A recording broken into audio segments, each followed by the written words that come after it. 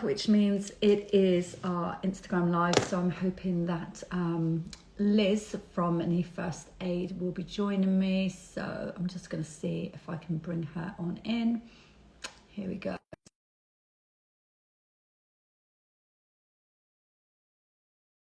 Doing a series of these about the postnatal pod, what we cover, why the specialists do each session. Here she comes. Hello. Hello. Hi. That was the first. I'm not good at these kind of things. I was like pushing all the buttons, didn't know what I was doing. It takes a while. I can never turn the thing off, so I always have to edit it. So I'm there at the end trying to like press it, like how do I turn it off? How do I turn it off? And yeah, it's not quite as easy as what it used to be because I can't kind of keep track of who's coming in and who's watching and all the rest of it. But that doesn't matter. It means that I don't get as distracted. It doesn't put me off as easily. You know what I'm like. Yes. Get me started and that's it. Right, so first of all, thank you very much, Liz, for joining me. All right. Today. Nice to see you. I know, it's been a while. It's been a 6 weeks. Right, around that. Feels like longer. So you've been with the Postnatal Pod for a while now, like basically since I started it down here. Obviously, you've been running your Mini First Aid for a long time. 10 years. 10 years. See those flowers behind me? Yeah.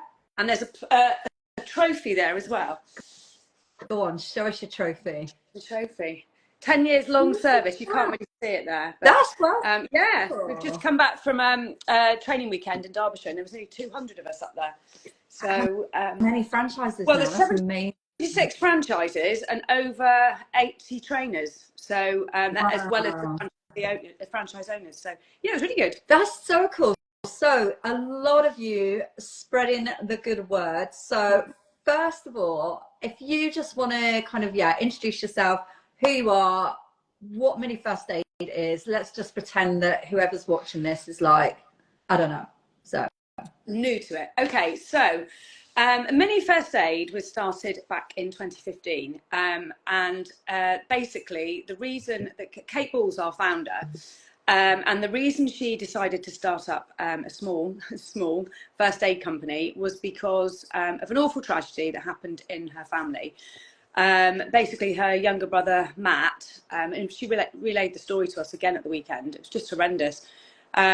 He was 22, I believe, when he died, and he was actually out with his mates from uni, just celebrating the end of their exams, and he literally just dropped dead with a cardiac arrest. So although 999 was called, I believe no one actually attempted, they'd all been drinking as well, so no one actually attempted chest compressions, there wasn't a defib to hand, ambulance didn't arrive in time, and really sadly Matt passed away. I can't even imagine what that did. I can see what it did to Kate. I mean, it's horrendous. But she realised that although she was already trained in first aid, that she had 2 children at the time, and she believed that, God forbid, if something was to happen to one of her little ones, she wanted to be prepared and obviously for any eventuality. So she got first aid trained, paediatric first aid trained. And although these courses, I've attended loads of qualification courses over the last, dare I say it, 27 years. But they're pricey. They're generally over 2 or 3 days. Most of the time, it's your employer that actually pays for these courses, and you can't take babies along. So basically, Kate got qualified, and she designed the class, my main class, which is the parent and carer class, which is 2 hours long. She designed that. She started running it around her kitchen table up in Leeds, and then within a year, she started winning lots of awards for it. And then a year later, she started franchising off the company. No, actually, it was 2014 she started franchising in 2015. And I was the second franchisee. So there was Zoe up in Bristol, and then me. Wow. And there's loads of us now, so spreading the good word. But so basically, the class that you guys might be interested in is a 2-hour class, and you get these little booklets in the class. And the subjects that are covered include, as well as other things, but they include baby and child CPR. A child, people think of children as just being little children, but actually a child is a child in the first aid world. up until their 18th birthday. So we teach from birth to 18, CPR, choking, which seems to be everyone's worst fear, parent. We teach how to treat burns, how to manage bleeds, head bumps, which is something you're all going to get with your little ones, because they do get lots of head bumps. We deal with febrile seizures, which 1 in 20 babies will actually have a febrile seizure at some stage. And most parents, bless them, including myself when I was a new parent, had never heard of a febrile seizure. And, you know, they are quite common. So we talk about how to recognise one and what to do. And then we also scary. talk about... I mean, when I was, you know, teaching, had a child who we were all sat in circle time on the carpet, and we knew this child had them, but I'd never seen it. And like you said, it was just like, even though I'd kind of been trained and aware, it was still, when it was happening in real life, right in front of you, you know, kind of, it takes a minute to then kick in and be like, oh, okay, right. Yeah, yeah. So we talk about those, and then we also talk about meningitis and sepsis. Meningitis for me was a big one because unfortunately we have had a fatality in the family. I think I've got 3 boys, so and they're 15, 14 and 11 now. But when they were little, it was one of my biggest fears. And the meningitis B vaccine, actually my boys weren't entitled to it because it came out. It was all babies born after the 1st of May 2015 who got it. And my boys were a little bit older, so I paid privately for that. It's a big thing for me, but so I'm quite passionate about teaching about meningitis as well. I just believe that all parents need to know the signs and symptoms, and to trust your gut. And if you need a second opinion, you go back and get a second or a third or a fourth opinion. You know, it's yeah. We teach about that in the classes. We also talk about emergency phone numbers, first aid kits, obviously weaning as well. I'm not a nutritionist, but we cover a little bit about safe eating, and then obviously we talk about recognising and dealing with choking, gagging versus choking. Yeah, that definitely seems to be one that within the postnatal pod. So we'll come back to that one. Mentioned month 3 boys, 15, 14 and 11. So you must have stories there. Oh yeah. Bless I mean, look, you know what to do as well, but in the reality, when it's your most precious thing that is suffering, hurting, in pain, whatever's going on, panic. So tell me about that. I mean, is it like a switch goes on, or do you have to really kind of just stop, take a breath and think, right, hang on. Exactly. Right. Exactly that. I remember in my previous job, I was first aider. I was first aid trained. I used to work for a long haul airline, so we used to deal with all kinds of situations. Some very minor and some far more major. And it's different when it's not your child. You just do it. But I think for me, for sure, when my boys have, I mean, all 3 of them have choked at some stage, and actually not as babies. That they were all over 1 when they choked. But that for me wasn't actually a huge worry because I know what to do for years. But it's things like when, bless him, Logan had he split his head open, and there was so much blood. You know, that wasn't nice. But I think you do have to take a step back and just, like you say, take a breath, get your thoughts together, and then jump in and deal with it. And staying calm as well. I think that's really important. Yeah, I guess if they see the panic in us as mum, that just brings that scared element up even more. Yeah. I always say to parents and grandparents, actually, because you know, when you talk about the weaning journey these days, it's very different to how probably how we were fed, because it was all purees and things back then. Now it's baby-led weaning, go straight in with solids, and so many parents are terrified. But I always say to them, you know, if your baby is struggling slightly, they're going to look at you for reassurance, and if you look panicked, they're going to panic. Yeah. So I always say to shove on that fake air hostess smile. Everything's fine. Okay. Yeah, no, great advice though, actually. Yeah. And again, easier said than done. But it does make absolute sense. So so your first aid hat is still on, but then also your mum emotional side is probably more so I'd Yeah, imagine. yeah, I'd say so, for sure. To be fair, my boys, we've only had one break in 15 years, but again, that was, it was something that, it wasn't an obvious break, but I knew, trust your gut, I knew that it was more serious, because it was my youngest child who, bless him, being the third, I think the forgotten one, bless him. He's one of these children that whenever he falls over or whatever, he just gets up and he just carries on. And this particular time in this scooter park, he fell. It was an awkward fall. He didn't cry initially, and then he came out to me in the waiting area, and then burst into tears. And he proceeded to cry for 2 hours. But by that point, I was already in A&E, because to me it was very obvious that he wasn't right. And I trusted my gut, and yes, he did. He had a fractured wrist, bless him. But again, this is the kind of thing we talk about in the class. It's not always obvious with little ones that they've got a break. Sometimes it is, but head bumps is another one. I hate head bumps, because I'm not a doctor. You don't know what's going on inside their head. And it looks worse often than hopefully it actually is. I mean, as a kid, it would be a standing joke on holiday. I would always do something. I was a bit of a daredevil, and it would always be, there would be like, we'd be about 3 or 4 drinks in as parents, and then all of a sudden you just hear me wailing and like, hands on my head. Again, worst thing to do, because I can actually remember like the number of times doing it where I have my hand on my head and it feeling really hot and soft and sticky, thinking, oh my God, and then bringing the hand away covered in blood, and then that's when just the panic and like drama came in. So again, I mean my poor parents, they're probably all right after a few drinks. Oh, there she goes again. What's she done now?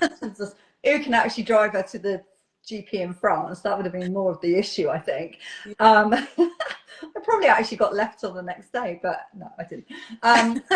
But yeah, that kind of, again, that staying calm, because with something like a bump to the head, how do you deal with that? Do you go straight to the doctors, the urgent care? I mean, the way the system is now, this is something else that we obviously talk about in the postnatal pod. How do we know who to go to and when to go to? Obviously, you've got your GP if you can get into your GP. Pharmacists are far more, far more approachable these days, I think. But you've obviously a lot more, aren't there? Yeah, you've got 111 and 999, obviously, and 112 is a number as well. That's the emergency number for the whole of Europe. And although we're not part of Europe now, supposedly. We've still got that number as well. I talk about this in my classes and show people on the phone some apps as well. But I would generally say, if it's a baby that's got a head bump, so under 1, definitely, at least, whether you actually go to minor injuries or not, but at least call 111 and get their advice. But we do recommend, I know you like these. I do. You know what I'm going to get. Our teddies. Yeah. So cool gel packs. These are awesome, honestly. We've only brought these out probably about 6 months ago, I think. We had different ones before, but these ones, they won lots of awards, and we've actually got a brand new one as well, which was only launched last week. None of us have got it yet, and it's already won an award by was it Mums and Baby? Bump and Baby. I don't know, I can't remember, but it's cool. We're getting that I'll be bringing out too. But these are brilliant, just to keep in the fridge for everything, for head bumps, for sprained wrists, toes, knees, whatever. They do fix everything. But I would generally say for a head bump, it's if it comes out in a great big golf ball or egg on the head, that is a good thing. But I mean, obviously they may well have concussion or what have you, but the fact that the swelling's out is actually good. Okay. So again, really scary. Looks probably worse than it is. Yeah. But again, like you've mentioned, that trust in your instinct, just go. I mean, we talk a lot as well, don't we, about both our experiences of having had to take children, our own kids, into A&E. Yeah. And they're just overrun in there now. It's a nightmare. I've recently had some training where the trainer was saying that they're actually trying to sort of, I mean, they're trying to change a lot of things in the UK, aren't they? But trying to change protocol as to when you actually call an ambulance. I mean, I know where we are, because obviously we're down in Devon. You're near at RD&E, aren't you? I'm near at Torbay Hospital. But having been there a lot in the last year with my mum, I mean, there was one incident where mum was actually in the ambulance outside the hospital all day. Paramedics changed over shift and she was still in there. So it's a nightmare, but they are, I mean, as a rule, we kind of say you only call 999 if it's life-threatening now, don't we? But I wouldn't hesitate with a child or a baby. You know, it's one of those. Yeah. And I mean, when I've had to go, not down in this NHS trust, this was back when I was in Hertfordshire, but they were amazing. I mean, we had it up there, it was a separate bit that they would take us to. They would do the triage bit immediately, and just seemed to be a lot more kind of RD&E's got the new paediatric unit, hasn't it? Oh, okay. So that only opened weeks ago, maybe a month ago. Thankfully, I've not had to visit it. And Torbay, I know Torbay is very good, and actually Newton Abbott's very good as well. But that, again, that's another app that I talk about. Is go on, share this app, because again, this is brilliant, and I bet loads of people don't know it. I mean, it is a game changer when you or yourself actually. Yeah, well, exactly. So I can't show you because I'm obviously using my phone for this. But on your phones, if you download the NHS Quicker app, it only works in Somerset, Devon, and Cornwall. So it's kind of obviously it's sort of Bristol down. I didn't realise that. Okay. Yeah. Is that like a pilot then? Is it? Yeah, it's a pilot scheme, but it's been a pilot scheme for a few years now. So I don't know why they haven't rolled it out, because it is brilliant. Right. So basically, you click on it and it will tell you, obviously put your postcode in or what have you, and it will tell you how long your waiting time is and how many patients are in the department in your nearest minor injuries and urgent treatment centres. So as I just mentioned, I mean, literally Torbay Hospital's just down the road. But often, if I've needed to go, and I don't go often with my boys, to be honest, but I do check it frequently because of my job, because I'm showing people this app all the time. But sometimes it will say, for instance, that it's a 4-hour wait at Torbay Hospital, but it's only 45 minutes at Newton Abbott. So, you know, depending on the injury or the illness, you know that you're going to be home much quicker if you go slightly further away. And when I've checked the RD&E app fairly recently, not the app, sorry, checked the hospital on the NHS Quicker app, it's been a really long wait.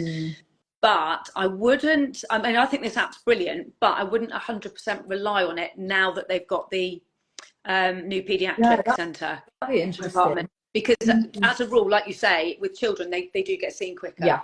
And also, you know, I've told the story many times with you, with the groups, where when my little one had a really, really bad diarrhea, vomiting, wasn't able to. That's really stuck with you, that one, isn't it? It's really stuck with me because, well, first of all, I really can't deal with puke. I mean, and this was like projectile, and I was just like, what the hell do I do? You know, he was being bottle fed at that point, so I'm like, well, do I give milk still? What do I do? You know, and again, it's like, oh, do I start Googling? Anyway, I did take him Googling. Yeah, exactly. I did take him to hospital. He got seen, but you know, they were just like, we're glad you came in. I gave him some Diarrhelite, but he got worse. And this is where, like, I didn't trust my instincts, because I'd gone in. I thought, oh, well, I can't be that first time mum who, oh, you know, what if they think this? What if they think that? Who cares what they think? I should have gone in, because by the time I did go back with him, he had really declined. They couldn't get a cannula in, bless him. So he was, what they were saying then, clinically dehydrated. Yeah. Have an overnight stay. And it kind of has stuck with me, because I just really want to pass on that message to other mums of, look, go with your gut. Someone had said to me once, nobody knows your baby as well as you do. And that mother's instinct. And they said, you know, it wouldn't have mattered if you'd have come back. We're never going to judge. You know, if you come in and we send you away, at least you've got that reassurance. And at least, so I think that's a really important message. They always say they'd much rather see a paranoid parent with a well child Yes, than one desperately poorly. absolutely. So it makes their day if they see well people rather than very sick people. Yeah, I think that's so important. And I think it's a really great message, especially for our first time parents, because, because they can't tell you either. I tell you, one of the things I always hated is ear infections. Because you can't see it necessarily unless you've got line out the ear. But it's they can't tell you, and they're in so much pain with it. That or teeth. I mean, as adults, it's bad enough for us. Anything oral or auditory, I guess. So yeah, it must be even worse for them little minds, little painful ears. And the worst thing, I mean, trying to like have a little look yourself or stick no, don't be sticking fingers anywhere, right? Oh, I did that with a cotton bud in my eldest ear. Oh my God, he had an abscess in his ear. And I was like, why won't this go in? Of course, you're not supposed to use cotton buds. I didn't realise that. I was telling you the other day that said absolutely, they're not even like, why people think these are meant to go in your ears, they're absolutely not. We should not be putting anything like that in. Anything smaller than your elbow shouldn't go in an ear, apparently. And that's not actually going to go in an ear, is it? So yeah, don't poke around with it. But that was horrible when that happened. Oh God, that was honestly, it just exploded. Oh, yeah, not nice. Wow. And I mean, this is kind of how we go with the session, isn't it? I mean, we start talking about one thing and we just go off on a tangent about something else. So with the Postnatal Pod, I mean, the idea is that we've got mums, quite a lot of first-time mums, but also second, third, and they don't know what they don't know. They'll admit that, and every baby's different as well. Every baby's different. Everybody's got different experiences, different. So, like you said, right near the start, a lot of people may have had some sort of first aid experience, training, background. So, why, when during pregnancy, birth, having a child, or I love this as well, I'm talking about grandparents or anyone who's going to be looking after baby, what's the difference? You might have someone say, yeah, but I've done my first aid training at work last year. So what's the difference? What's infants, pediatrics, sorry, not CPR, training? Why is that? So it's different because I think when you get, first of all, first aid at work only touches on babies and children. But I think it's also very different when you actually have your own child. I had, excuse me, at the baby room last week, there was 2 midwives on 2 different classes. As they said, that they're trained to give CPR for newborns, literally for the first 15 days. But after that, it's not that it's particularly different, but obviously they deal with very small babies. And obviously we cover up to 1 and then from 1 to 18. So, how you deal with choking with a baby is different when they're a child. And the same with when you're administering chest compressions. That is very different how we treat a baby under 1 to someone who's over 1. And I think a lot of the time, if you get, dare I say it without sounding sexist, dads who are builders or what have you, they're often used to getting a cut and shoving some super glue in it. You don't want to do that to your baby. And also nosebleeds. Nosebleeds are quite common with little ones. If you're a big rugby player, what do? They shove a tampon up their nose, or the equivalent to a tampon. You don't want to do that. I've seen those little white bits. It was me thinking, no, when you said that, my mind literally went there. Okay, I know what you mean. Know what you mean now, sorry. But you don't want to do that with a baby or a child, No. So the training can be quite different. And we get so many questions, and people like the fact that, just bring in my little baby now. Oh, there. I've got another one. I've got one behind me and a child up there.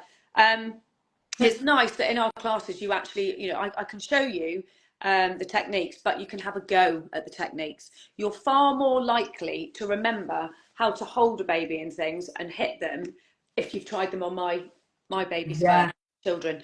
And people are always surprised with how deep you have to do compressions for, respiratory arrest, because no one wants to hurt a casualty, but these compressions need to be deep. you know. It's so again, you have a go on my babies. God forbid, hopefully you'll never, ever, ever have to do it on your own children. But at least if you've tried it, you're more likely to remember it. Yeah, absolutely. And I think that's what's great in your session when, you know, you go through the choking with the mums, and most of them want to try them with your baby. And they are surprised. Only £30 per person. I don't think that is a lot of money to learn how to save a life. Absolutely. At the end of the day.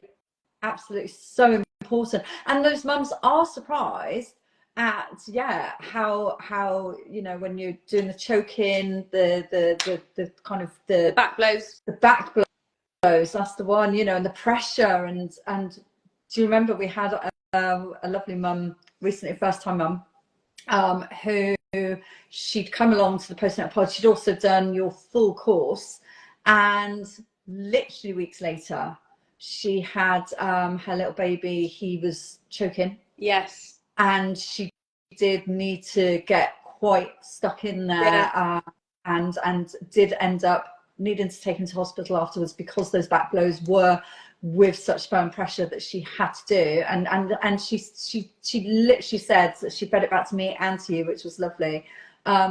She's since done my baby proofing course as well. Has she? Yeah. And she passes that message on, because she does say, had she not done that, she'd have panicked and not known what to do. Yeah. Bless her.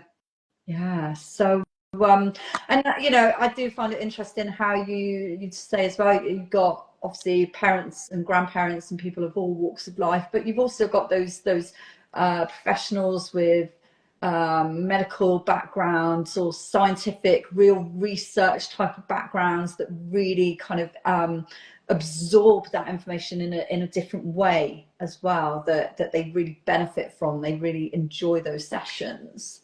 Yeah, and also, I mean, you know, people who work in hospitals and, you know, GP surgeries and things, they know what to do medically when they're surrounded by everything in their, you know, their operating room or what have you. It's a different kettle of fish when you are in the park and an accident happens and you've only, well, either you haven't got a first aid kit, you've got nothing, or you know, we do 2 different first aid kits, as you know. As I know, and this is a great thing to have in the changing bag, or in for sure, one in the car. Yeah. So go on, talk us through this. So this is our family first aid kit. This one was launched probably about 3 years ago now, but I had this. It's quite a large one. It's absolutely brilliant first aid kit. The stuff that I had in my kitchen, and being a first aider, I do have quite a lot of stuff, but I didn't actually have a bag. I had a box of things. And literally we bought this one out, and I immediately replaced what I had in the kitchen with one of these. And I've also got this one in my car, and my husband's got it in his car as well. But this is our original one. It has had a few design changes over the years, but this one is perfect size to go in your nappy bag. They're cute. They are cute. But they're, I mean, honestly, they're so essential. The stuff that's in there, you've got proper medical scissors, tough cut scissors. You've got loads of plasters, which you're going to need. There's some burn gel. There is a couple of bandages, micropore tape, some got your tweezers, stickers. Sorry? Your little stickers. Oh, yeah, bravery stickers.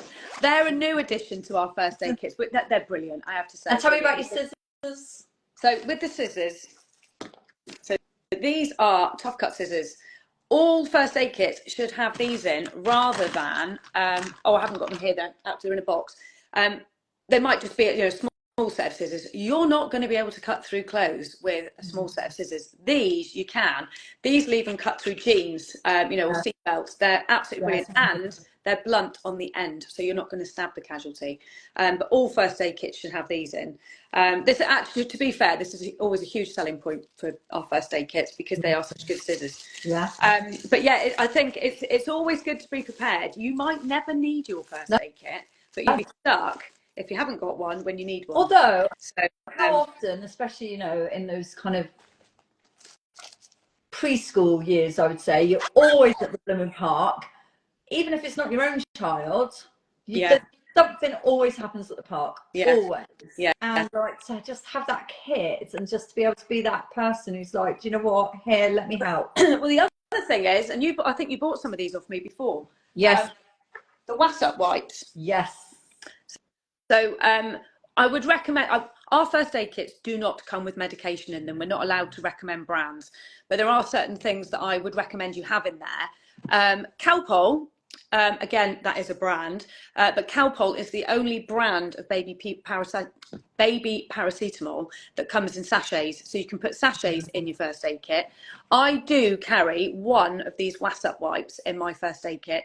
And I have to say, I think I told you about this, the episode with my son, bless him. Yeah.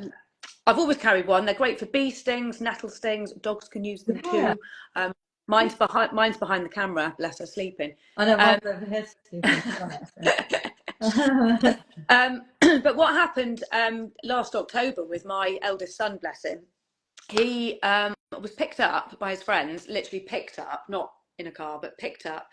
And he was thrown into a group of a load of stinging nettles, not once, but 3 times.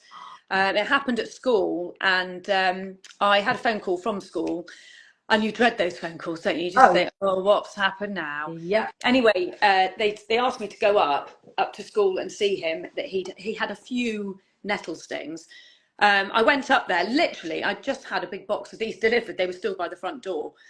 Took them up with me, and we went through 3 boxes of these. So there's 4 in a box. So we actually went through 12 wipes. But he was covered. He had to leave school, had to come home and have a shower and what have you. Actually, that's something just to say to you all, is on our websites, on my website and head office, we do have lots of blogs on there. And we've also got our podcast. So I know there is a blog about nettle stings and how to treat them, and it's not with dock leaves.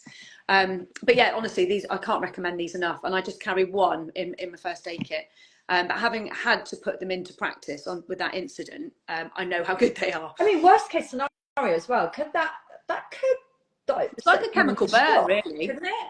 Sorry. Shock, or that could set someone off into shock or a severe allergic reaction to something like that, though, couldn't it? Well, potentially, because it's like a chemical burn, isn't it? Really?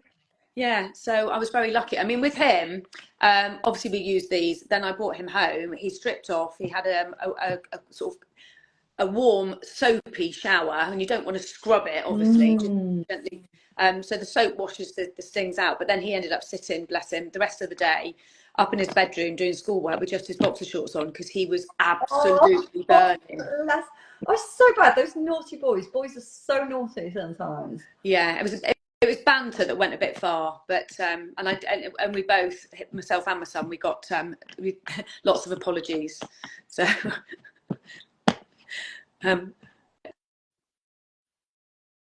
What? Sorry, say that last little bit again. We've got lots of apologies from the lads who did it and from the school. So yeah. Right, so another thing I just want to pick up there with was the stripping off. How, again, maybe parents, grandparents, if a baby's getting hot, temperature, the old way would have been, oh, strip baby off, you know, get baby cooled down quickly, or, and again, with your classes, courses, information, you share a lot of kind of the updated information, because we don't do that anymore, do we? It's not that we don't do that, but it's the guidance changes. Since I've been teaching first aid in the last 10 years, the guidance with temperatures and febrile seizures has changed quite a few times. So when we test, I mean, our big first aid kit does come with a thermometer. I think it's quite important to have a thermometer, but not to get obsessed with it. Only use it when they're poorly. But again, with babies, what is best? Right, can we just, sorry, right, we'll come back to this one. So temperatures first. Yeah. I mean, what is the easiest way of taking a baby or a toddler, a wriggly toddler who doesn't want something in their ear or under their tongue or whatever? So how do you do that? How do you take a little one's temperature? I think it's preference, really, but the thermometers we have, they can go under the tongue, in the armpit, and they can also go up the bottom, but I wouldn't recommend doing that unless you're trained to do that. I'm not trained to do that. Yeah, with the ones, the tympanic ones, it goes under the tongue or in the armpit. Again, like you say, with a wriggly toddler, that might not work. I've also got an in-ear one. In fact, I've got two of them, and they both read differently. So what I would say, because that is quite quick, the ear one, but just like I say, it's preference really. Know what is a normal temperature. Yes. You know, and know what your temperature is as well. So then, for instance, one of my ear ones went in the washing machine. My husband didn't tell me it got in the washing machine, but then it really wasn't working properly, and I thought my son had a sky high temperature, and my husband said, "Oh, it went in the washing machine. Sorry." Oh, now you tell me. But those strips aren't recommended anymore. I don't even know if they still sell them. Yeah, because I used to love those. I mean, we always used to have those. But As yeah, children. you told me that, and I was like, what? Yeah. But to test your baby's temperature or child's temperature, you know, just to make sure they're just nice and, you know, comfortable, just put your hands down the front or the back of their clothes, and they should just feel nice and warm. We don't worry too much about cold hands and feet. Okay. That is, however, a symptom of meningitis, but you know your child. A lot of babies do naturally have cold hands and feet. I know two of mine did. Yeah. But we worry more about sort of core temperature. So if they feel too hot, take a layer off. If they feel too cold, put a layer on. I think what the older generation used to do as well was when we had a temperature, they used to sort of call it sweating it out. So they'd wrap you up more to keep you really warm. But actually, you know, nowadays we recommend that little ones are cooler. You know, they don't need hats on inside. They shouldn't have a hat on in the car seat, for instance.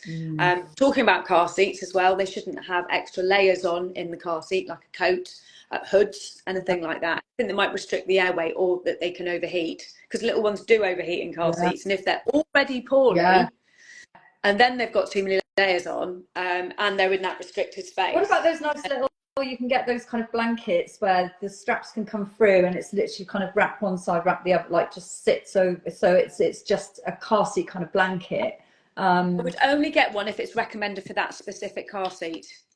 Interesting. There's lots out there, and I actually did have one, and it was lovely. However, now that I'm trained in car seat safety, it wouldn't have been recommended.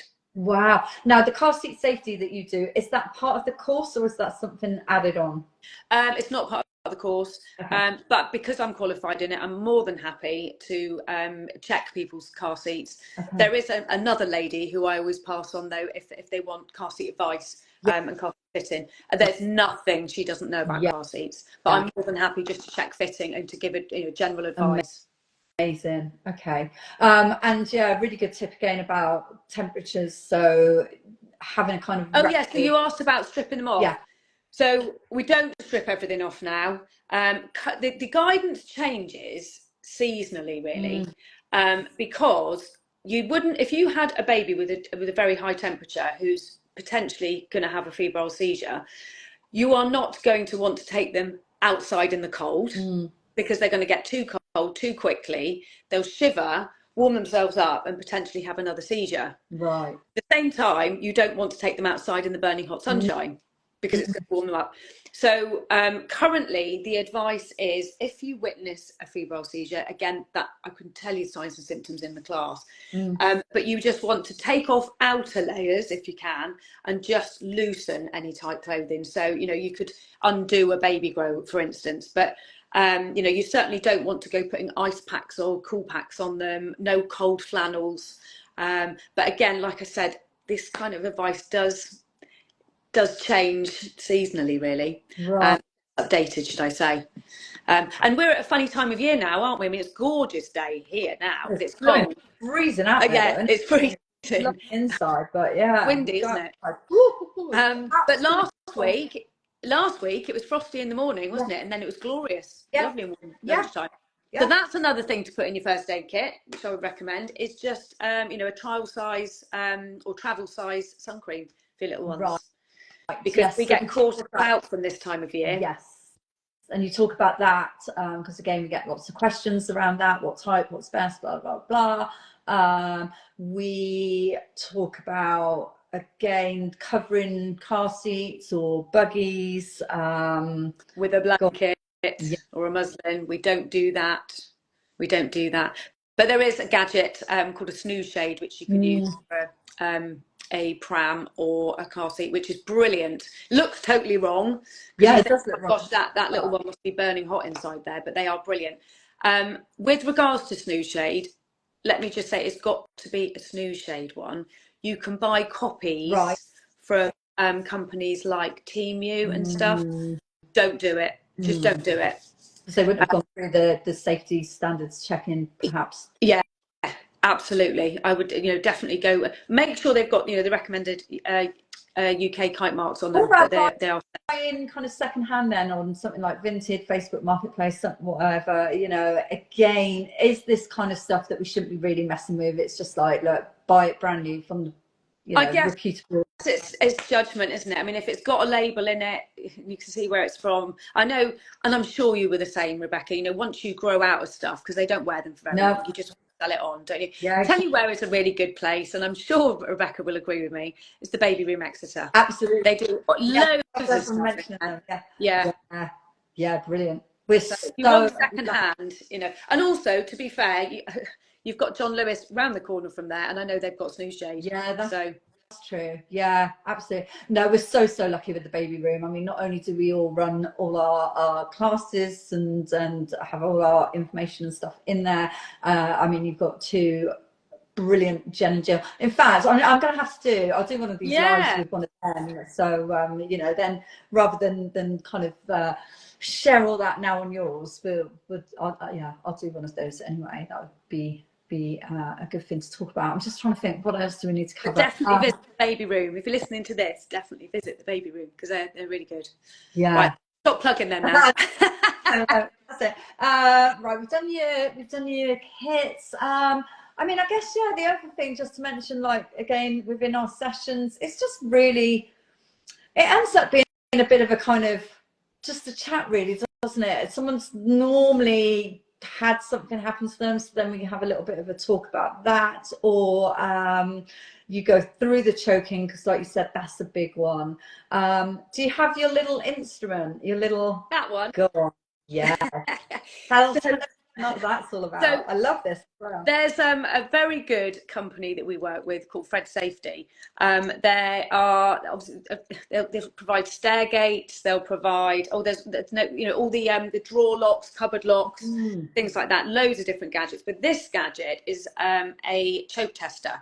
So this has been designed so that basically anything that fits in there, it's a little bit smaller, I think, than a toilet roll holder. But anything that fits in there is a choking hazard to the under threes. So I always recommend to parents and grandparents in my class that before they have a crawler, they ought to get down on their hands and knees and have a good look in their living area, put their hands in the sofa and in the bookshelves and things like that, and you will find choking hazards for your little ones. So I've got my little box here. So the kind of things that would be a choking hazard, these are all things I found around my house. Lego, that Lego is quite big, but a little one will be able to put it in their mouth and jam it down. I've also got, dare I say it, button batteries. Go on, tell us about these. Oh, these were a nightmare. Lithium button batteries. I'll be honest, this one, because it's still in the packet, it says it went out of date in 2022, so I don't suppose it would even work. But the new batteries have actually got a covering on them called Bitrex. So little ones, the way they learn is by putting everything in their mouth. They suck it, chew it. So, if they were to swallow one of these, that's horrendous. Choking on it is one thing, but swallowing it is another. But this Bitrex stuff is, in fact, I've got delivered yesterday a load of Bitrex samples. So the battery's covered in it, and it's such a horrible, bitter taste that when they if they were to put that in their mouth, they immediately would just go, whoa, and spit it out. So that's good. And next time I see you, I'll bring you some. We'd never have that lying around, but they're in things like remotes or toys. Always make sure they are screwed in or taped in or what have you. But you'd be surprised, they're probably in more gadgets than you realise. But you need to keep them away from your little ones. And I guess as parents, we might baby-proof everything, but again, grandparents or not childminders, because they have to go through all of that and very, very rigorously checked. But let's say a grandparents or going away to visit family and friends, that's probably where you're more likely, because you know you're excited, you turn up, you're not going to go, oh, hang on a minute, can I Let's just baby proof. Yeah.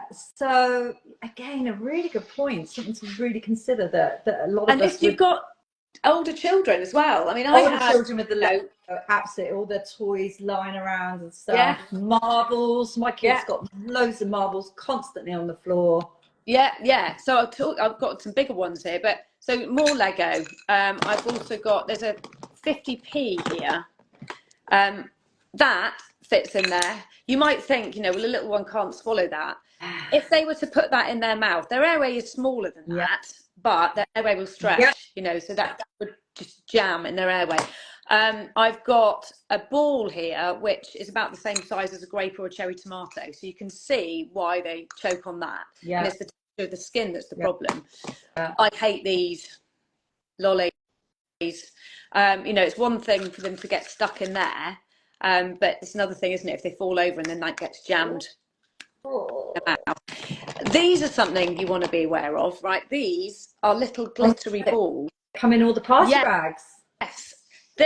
These were in a 2-year-old's party bag. Perfect. You can see there, perfect size to choke on. And because it's a, you know, it's a ball, they do put them in the mouth. Yeah, of course. So just always check your party bags. I'm not my favourite. Go on. Oh. I mean, I've really got to stop eating them. The mini eggs at the moment. Yes, it's nearly Easter, isn't it? So mini eggs, save them for yourself. Don't give them to little ones. If you are going to give them to little ones, I would bite off a bit and then give them a little bit, but don't give them whole, because they are a choking hazard. As are marshmallows as well. Yeah. Which again, a lot of people will find surprising. So you know, you go for your little baby chinos and they've got all the little marshmallows on the side.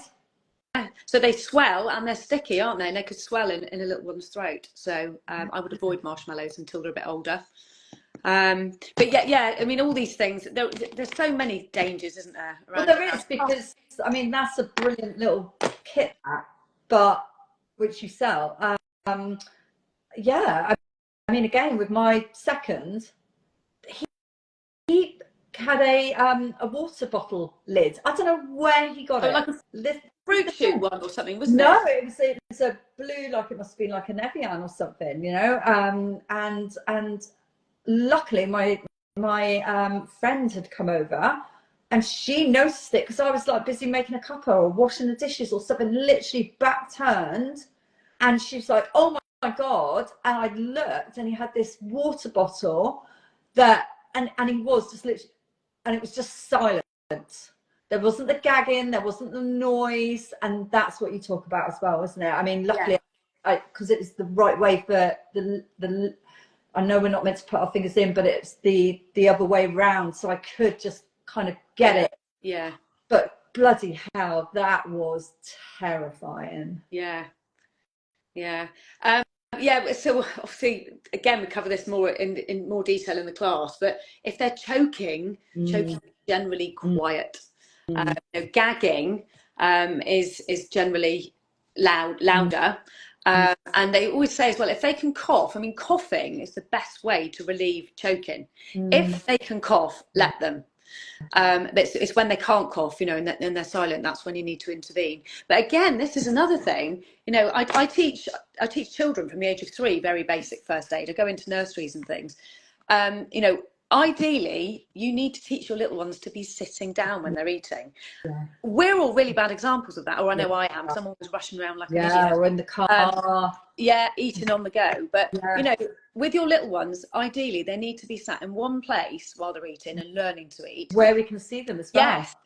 And you know, again, go over to a friend's house, you're having a cup of tea and some cake or what have you, and your toddler might be wandering around the biscuit or whatever. I don't know if you remember me saying about my toddler, my middle son, bless him, and he choked on some cookies.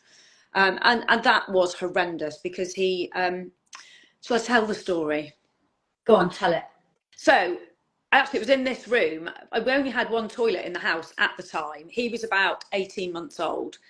And I needed a wee. So I left him quite safely, or so I thought, on a playmat. playing on the floor with safe toys, you know, not that I checked they were safe toys. I'm not that, you know, I'm not the police, but you know what I mean, just for the good. And I went upstairs literally a couple of minutes, and while I was gone, he toddled through into the kitchen, got a stool, climbed up to the biscuit jar, helped himself to cook. I mean, we call him the Cookie Monster now. He's a nightmare. He just jams it in, but he literally just jammed it all in his mouth. As I came down the stairs, he was at the bottom of the stairs, and he was the most horrible shade of like bluey grey. He was still upright at the time, thank God. But I realised very quickly that he needed help, so I ended up giving him some back blows. Massive chunk of cookies came flying out. I then remember giving him a cuddle and just thinking, oh my God, what if I was any longer upstairs? You know, I dread to think. Then I realised he was still silent. So I went and had a look at him, and he was still choking. So I had to go back and give him some more back blows. And thankfully that worked. So another massive like golf ball chunk of cookies came flying out, and I just remember him going, taking a breath. So I knew he was okay. And then he hit me because I'd hit him. I was crying, he was crying. Yeah, but honestly, you know, it's one of those. If a toddler's, or even just, you know, a child, if they're wandering around eating, they always say to watch the quiet ones, don't they? You know, if they're quiet, there might be a reason for it. Again, you know, how often, I know I did it, where either if they're in the buggy, you know, facing away from me, or in the car seat, you know, and I'd be driving, and you tend to, especially after swimming was the classic, you know, after swimming, they're hungry, you want to get to where you've got to get to next, so you give them a little snack on the go, and, you know, glancing at them in the mirror, but actually, probably one of the worst places. No. See, my youngest choked in the back of the car, and thankfully he was in a forward-facing car seat. I mean, he's 11 now, so the rules have changed since then. And I was lucky enough that I saw it. But again, if you wanted to read a blog, there is a blog about it was one of our customers actually, who she was on the motorway, and her little one actually choked on an M&S Percy Pig, and it was the most frightening thing that happened to her. I mean, hence why she was invited to write a blog. Yeah, I mean, it's easy done. And like you say as well, statistically, most choking incidents actually happen in a forward-facing pushchair. So, you know, and that's just because you're behind them. You know, you might be in the zoo, in the park, whatever, but you don't know they're choking because you're behind them. So, it's just things that, you know, things you might never have thought about, which want you to know, really. Exactly. Common sense things, like you say, feeding them in the back of a car. It's common sense not to, of course, but we all do it because they're hungry. And, you know, you've got boys as well, haven't you? Always hungry. Always. Oh God, don't. That's the story for my 11-year-old. No, he's not. It's 12 now. That's a story for another day. But he's terrible. I've just spent 160 quid in Lidl's before I came on here, and that's because our fridge was empty. God, honestly, we were up in London for his 12th birthday, and I took him to see the Harry Potter theatre. Oh yeah. When anyone asked him, "Oh, how was the theatre?" Do you think he talks about that? No. His highlight of the day, going to Chinatown for Chinese. I might as well have just, like, you know, spent 100 quid on him at the Chinatown. Yeah. I was just like, are you joking? Yeah. Like, so yeah, it's all about food. Absolutely. Right, before we go, so really brilliant. I mean, you know, I can talk to you all day about all of this stuff, and it's great that it's a lot of kind of great information, great advice that you go through that just really gets the mums thinking. And, you know, it's not a sales pitch to come on and do your courses or classes at all, but I would say probably nearly all of them, whether that's like straight after, months down the line, or even kind of waiting until before weaning or something. And not only do they come, but they bring partners and grandparents, and do private classes as well. So you know, we can run a class for you in the comfort of your home. Yeah, which is I'm doing lots of couples classes actually at the moment. Just a couple. So again, it's slightly more expensive to do that because it has to be worth my while. But Cool. it's we would not normally just say £30 per person, a minimum of 5 people for a private class. And again, the baby room for anyone locally here or down near where you are, the mother, what's it called? Mother Hub, Sophie's place there in Newton Abbot. Mothership. You know, some great local places. Anyone who's watching further afield, again, you know, Mini First Aid, checking them out on the social media. Check our website for availability. It is www.minifirstaid or devon.minifirstaid.co.uk. Okay, I'll pop that in. I can put that in the comments. And just quickly, so just again, go over, so you've got the classes, the extras, the home safety, car safety. So just before we go, so is that right? Is that, what's what? Like, what would you recommend for someone who's pregnant? What would you recommend for them once baby's born? Is it ongoing? When's the best time to attend a class? We get lots of expectant parents come on classes. But we also get lots of parents with babies. So I think a lot of it depends how your brain works as well. Because I know when I was pregnant, I lost my brain, basically. Yeah, absolutely. But it's good to be come with. Sorry? Can baby come with? Yes, yeah, pre-crawling babies. So under a year really can come. Yeah, amazing. But I think it's definitely worthwhile being prepared. Not waiting, you know, I get a lot of people who come to classes when something's happened and they've thought, God, I didn't know what to do. But, you know, it's up to you. And I get lots of people who come back time after time as well. One lady, I mean, I've been going 10 years now, and she's been, 8 times? Oh, I love that. Each time she had a child, another one, and then a refresher. But you're all at different stages, you know. You think you need to know it before they're born, and then actually when you start weaning, you're at another stage, and then they start walking, and you think, oh my God, they're going to have different accidents now. So, yeah. And also the kids ones you do as well. I mean, brilliant. Yeah, so we've done early years class for 3 to 7 year olds. That's, I won't go into too much detail because we're running short of time, but that's a 45-minute class, just teaching them the basics, very, very basic. And then from 7, we teach them actually how to deal with choking, CPR, burns, breaks, bleeding. But you know, there's a school, a fairly local school, where I teach children every single year. I teach all the children each year. And I got a lovely but frightening email from the head last year saying that one of the pupils, I believe he's now in year 7, so at secondary school, but he'd actually attended my class 3 times over 3 years, and he actually had to perform CPR on his dad, and he saved his dad's life. So which he wouldn't have been able to do had we not trained him. Wow. So, you know, hopefully we're bringing up a whole new generation of first aiders that want to help us too, you know. That's amazing. What a great way to end the little live. So with that in mind. Oh, amazing. Thank you. And yeah, definitely anyone go visit the blog, the podcast, brilliant, you know, when you're out on a dog walk or whatever, just having a listen to that, you know. So lovely. Thank you very, very much. Thank you for having me. It's lovely to see you, as always. You too. And I don't know how I'm going to turn this thing off now, because I know you'll probably end up figuring out